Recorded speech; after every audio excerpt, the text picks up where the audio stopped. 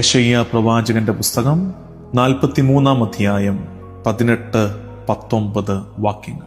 The book of Isaiah chapter 43 versus 18 and 19. കഴിഞ്ഞ കാര്യങ്ങൾ നിങ്ങൾ ഓർക്കുകയോ പരിഗണിക്കുകയോ വേണ്ട.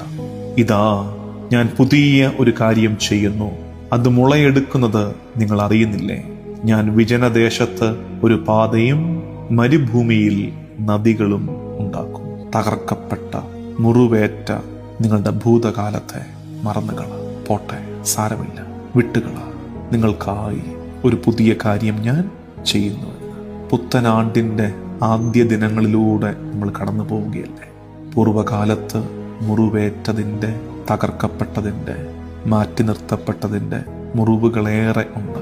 കർത്താവ് പറയുന്നു, കഴിഞ്ഞ കാര്യങ്ങൾ നിങ്ങൾ ഓർക്കുകയോ പരിഗണിക്കുകയോ